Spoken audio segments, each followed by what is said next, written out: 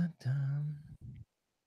Welcome to Myth Informed with your hosts, Brian and Dimitri. Today we have with us the amazing and erudite Claire Lehmann, forensic psychologist, writer, and founding editor of Quillette magazine, a publication dedicated to the free exchange of ideas. Claire's platform is wildly popular, growing on a daily basis, and with that in mind, we're honored to host her in September as a panelist at Mythcon, discussing where social commentary outlets are displacing the influence of mainstream media. Claire, welcome to Myth Informed. Thanks for having me. Right off the bat, I want to say thanks so much for putting the Mythcon 5 ads on your website. I just think that's really awesome. You didn't actually charge us to do that, and then you're going to be there, and that just really means a lot to us, because we are also, I think, trying to do what you're doing and get the word out there as far as those that have points of view that aren't often heard, get them out there and contrast them, compare them against, I guess, mainstream point of views as well. Because I really think all of these views are mainstream. We're just not hearing some from some media outlets and the others. So again, I really appreciate what you're doing, Quillette. Absolutely no problem. Thanks for inviting me to Mythcon. Of course. Is that going to be, have you done live appearances before that? I have, yeah. So it won't be new, but it's going to be my first time in Milwaukee. Ooh, okay, that's awesome. Well, we like to host people, so I think it'll be really fun to have you. Yeah. And I think the discussion will be great. Again, you're discussing alternative media sources. Quillette is exactly that, basically, and we hope that it's something that'll really displace current media that's there. That's really the reason why you got into the business. I know you've discussed this on other platforms, the fact that you were blacklisted and from publishing, and that's why you were like, well, fine, I'll just do it myself. Yeah. That was the whole idea. Yeah, can you talk a little more about that? I think the term blacklisting is probably a little bit too strong, but the reality in Australia is probably very similar to the reality in other places such as Canada and the United States. And if you don't have sort of a strong social network in media, and if you're not personally friends with certain editors and you don't sort of have that nepotistic access, it can be really hard to get your stuff published. And even if you do get your stuff published,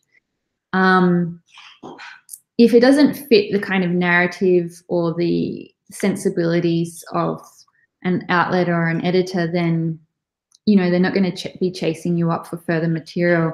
And when I started writing back in 2013, I was very critical of just the basic orthodox feminist narratives.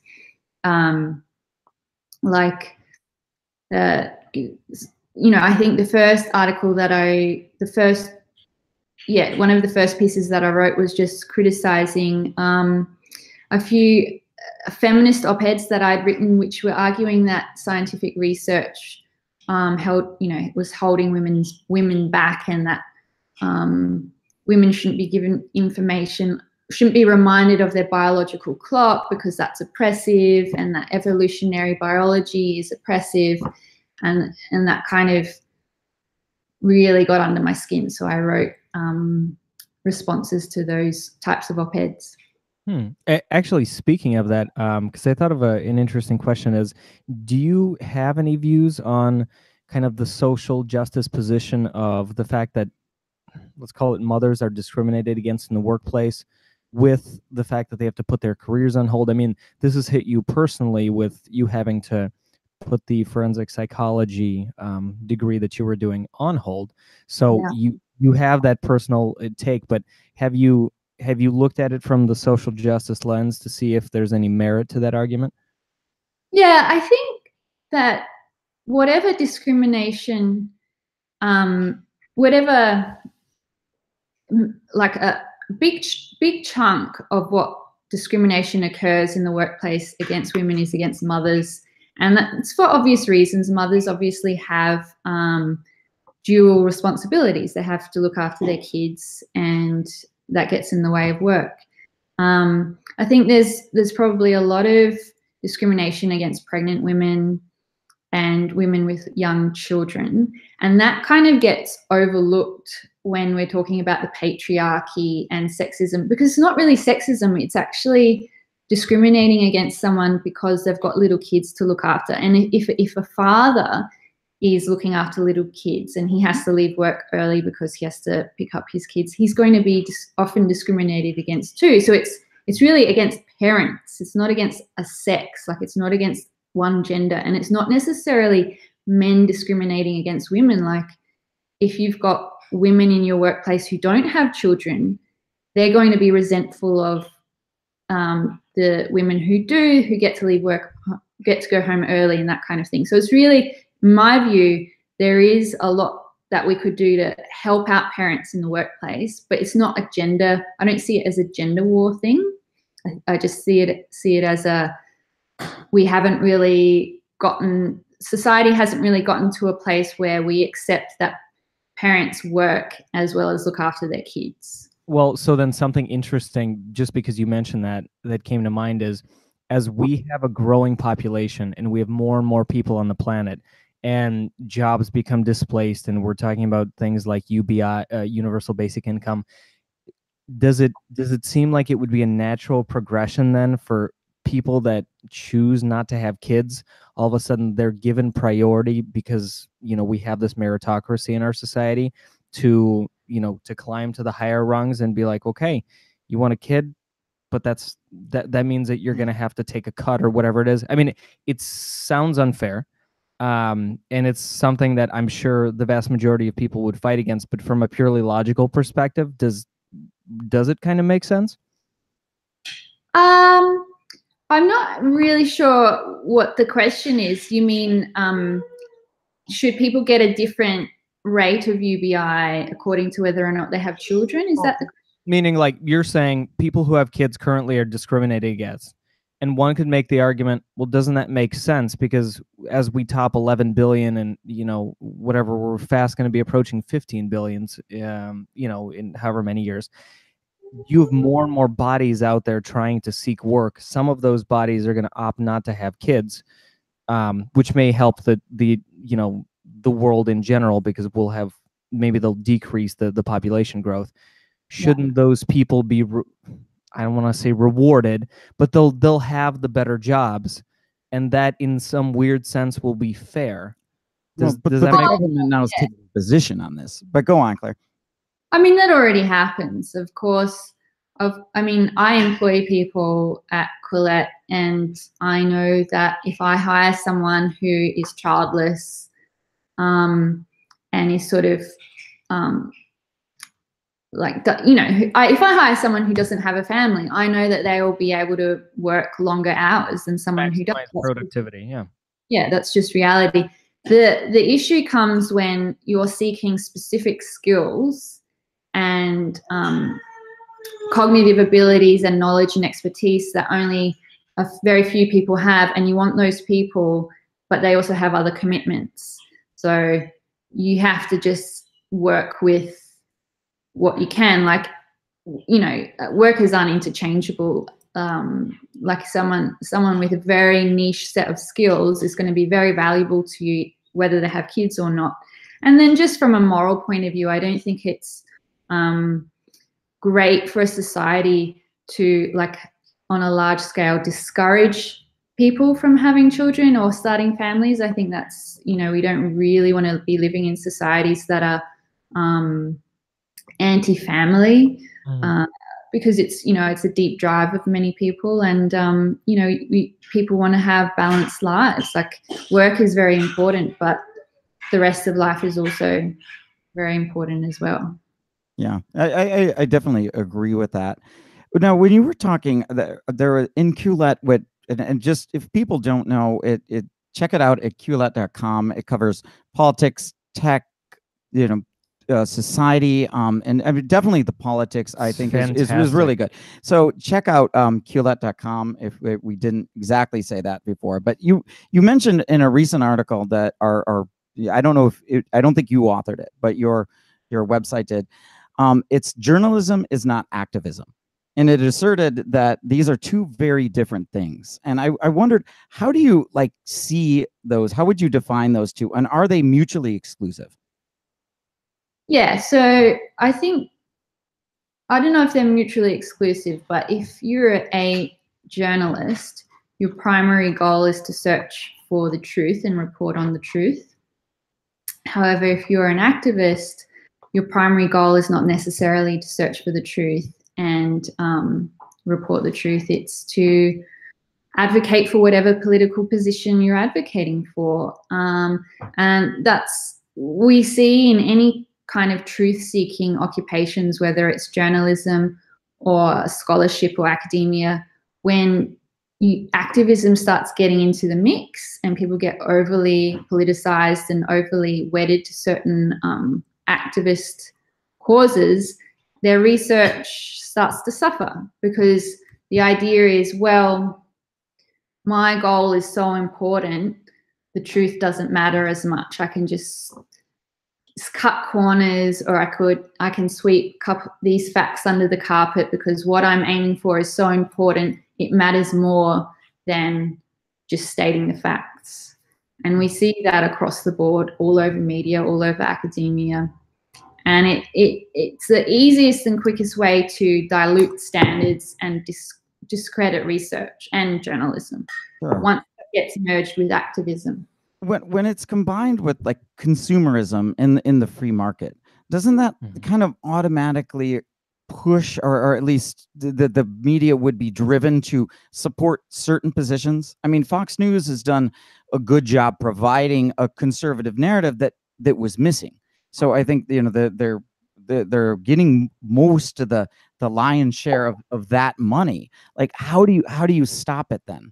You know, how if your financial model is based on that, how do you get objective? Are those two in opposition?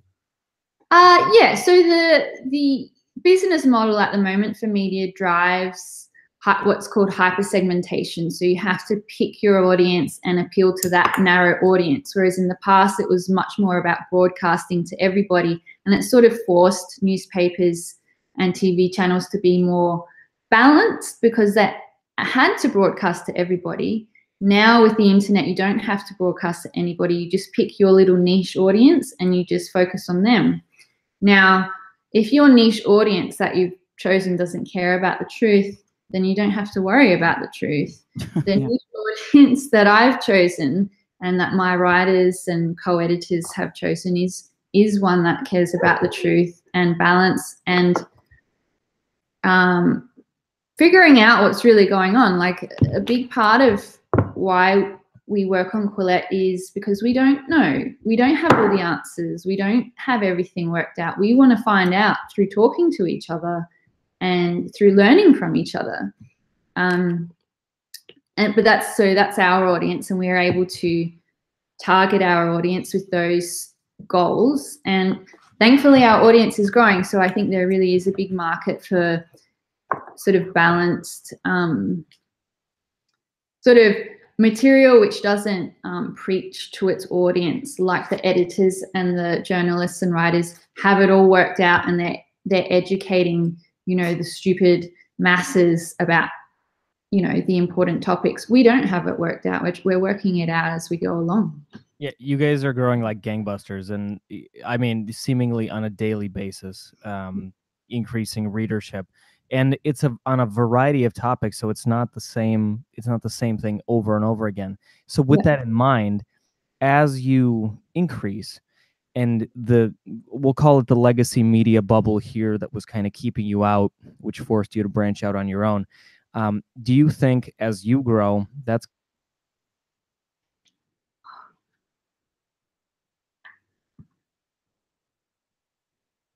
and you know, and really get back to reporting the news in every narrative, including ones that may be controversial, something about stereotypes, biases, you know, the topics that they don't want to touch today. Do you think you're going to nudge them in that direction at some point? Maybe, hopefully. Yeah, absolutely. I think we already shifted over to window somewhat, and we're getting, people are paying attention. like I've had journalists from the New York Times and the Washington Post saying that because we are able to publish sort of touchstone pieces on sort of hot topics, it then allows them to sort of dip their toes into the same stuff. So because we can do it first, that sort of, and we don't suffer a massive backlash. Mm-hmm. And even if we do, like, we don't care. It then gives space to other journalists at the more traditional places to then sort of follow us. So we're really leading. Yeah, but does it? I'm just thinking about how. So I know Jordan Peterson, for example, is a huge fan of your publication, and he definitely promotes it. But then the New York Times did this piece on him where they completely misrepresented his positions, which was just mind blowing. So you're saying, oh yeah, the New York Times is following your lead, and I'm like, yeah, but they're doing it in a way that's completely, ridiculous. Well, they're not. Yeah, these outlets like the New York Times and the Washington Post, they're not monolithic, and so you will have certain journalists within these institutions who are pretty sensible, reality-based people, but then you'll have some other activist types as well, and it's not always the case that these people get along even within the same institutions. So within these big places, there are a few battles happening.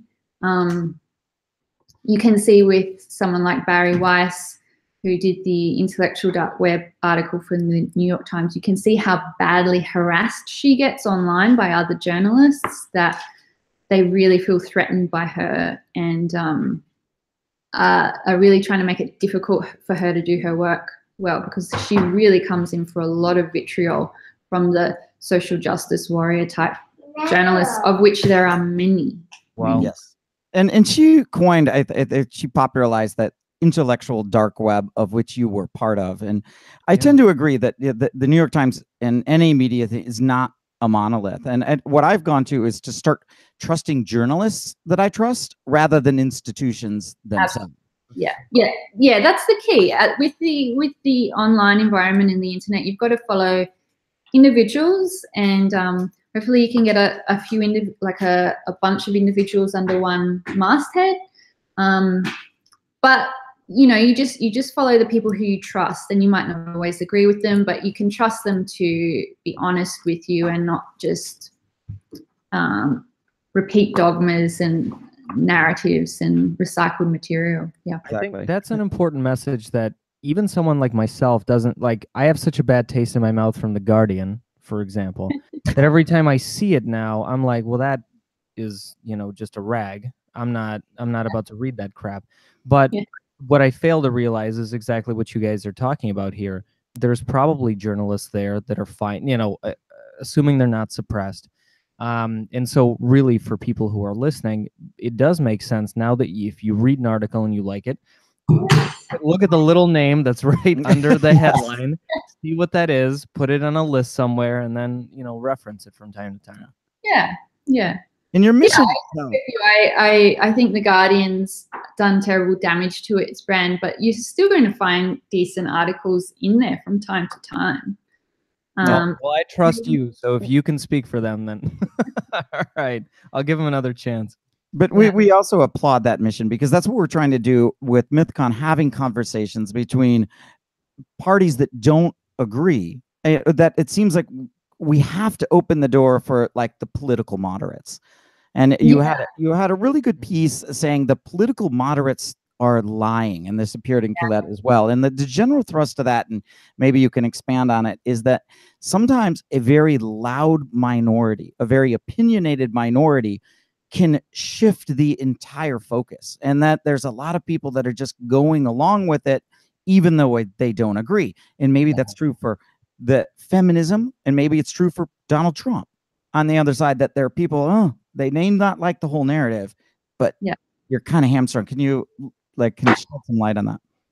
Yeah, it was a fantastic article written by 2 incoming PhD students at Cambridge, and their thesis was that it's just a tiny minority who dominate, who are very loud and dominate, and they sort of intimidate moderates on their own side into agreeing with them. And so that, and part of it is that moderates are actually quite open-minded and they will listen to everybody, but the hardliners aren't open-minded at all and they won't listen. And so they drag people over to holding more extreme positions simply because the people in the middle are more open-minded. Yeah. And the answer to that is simply for moderate people and centrists to be more vocal and to express their opinions and their honest thoughts. A lot of moderates and centrists are too scared to. Like they're worried they will be judged. They're worried that there will be social or professional consequences for speaking their minds and their opinions. But so there's a lack of confidence in just basically expressing a moderate opinion. But that's all that people need to do, like to get rid of this social justice warrior phenomenon that's so ascendant right now. We really need sort of moderate leftists in particular to just step up and say, look, I'm a leftist. I believe in, free healthcare or, access to health. We lost the feed. Crap. Well, now, Brian, it's just up to you and me to crack a joke. Okay. That's not happening. But yeah, that it's too bad. Damn, I had a good follow-up question too. But as far as what she's talking about there, like, do you have any? You got a follow up? Yeah, I was gonna tell her that she's part of the masthead that has allowed centrists to really succeed. And I think too, what you can say is, as the moderate, and because remember, open-minded people are still making up their minds. So you might say, I'm sympathetic to this cause, but I'm not ready to accept that yet. Something like that, which says, okay, I've got a stop sign, because it seems like, what she was saying is we need more of those on the left to kind of oppose, say, the radicals.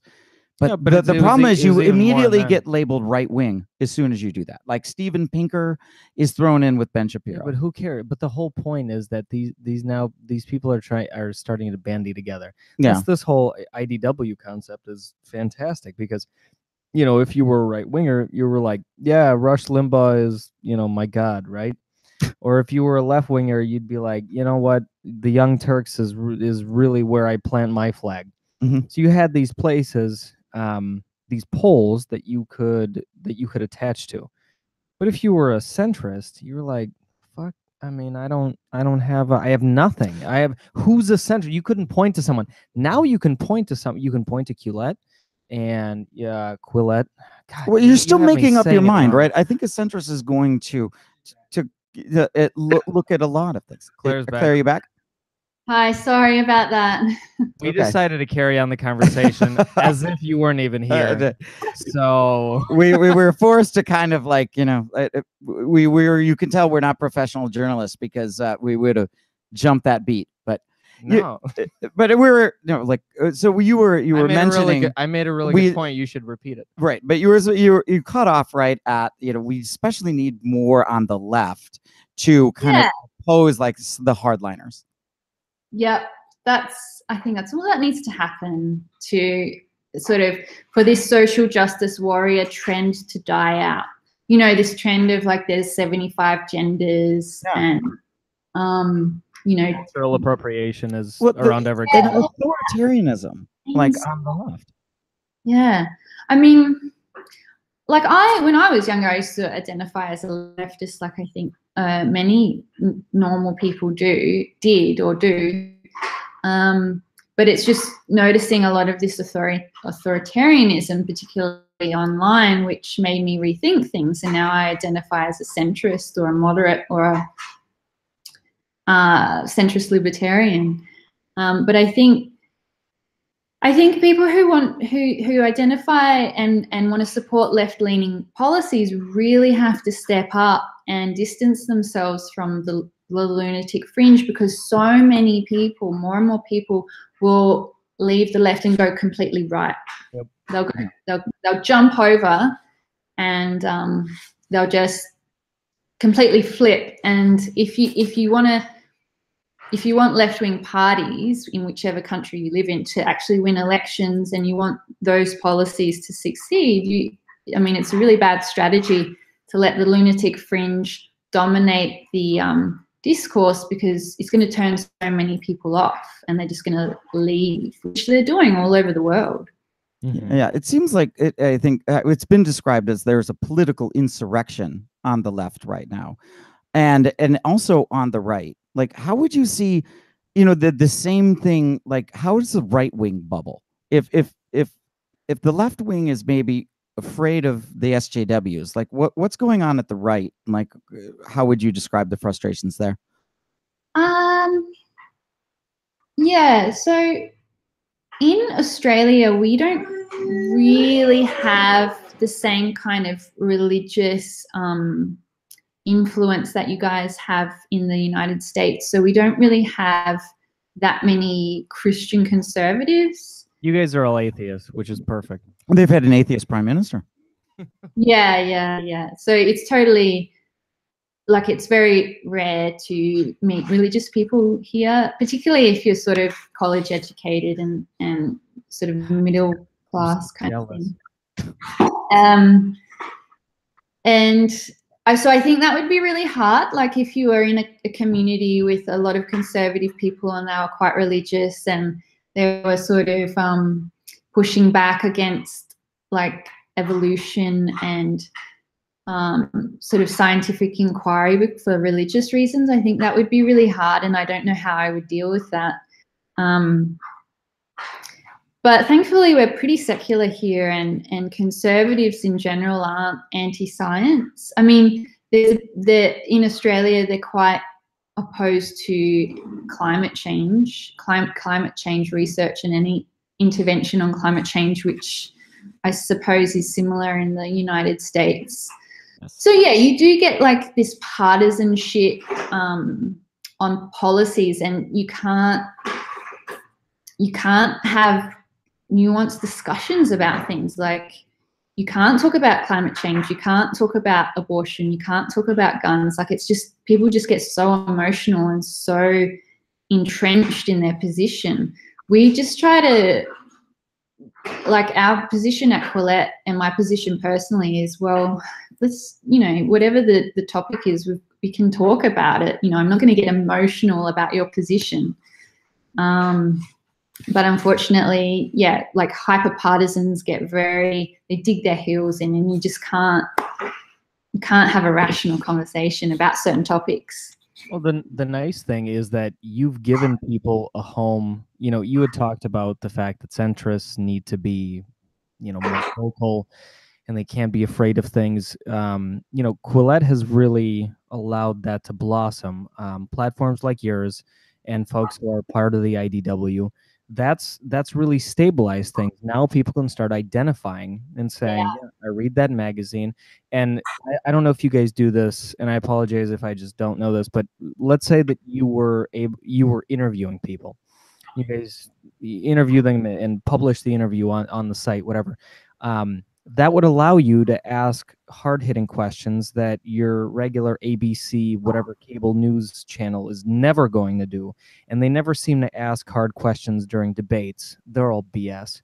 Mm-hmm. And so that would, again, allow you to really let people know exactly where politicians, for example, stand on certain policies. So I really see that maybe as an evolution for your platform, and I'm excited to see where that goes.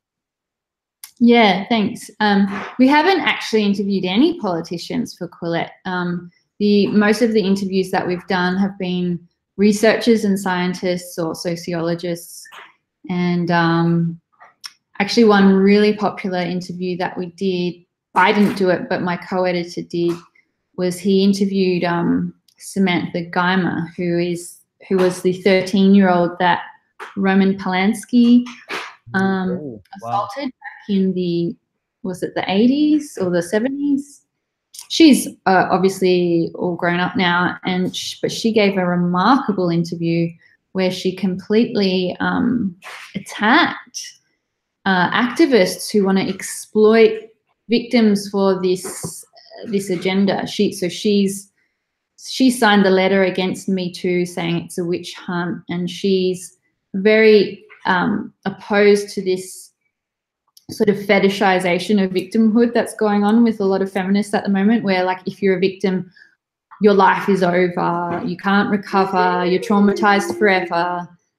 She basically says, look, being a victim is terrible, sexual assault is terrible, but you can get over it. Human beings are really resilient. And it was just such a empowering message from this brave woman. And so that's been one of our most popular interviews, and that was really great that we could get that. Wow. Yeah, I think she's just has ingrained misogyny. That's her problem.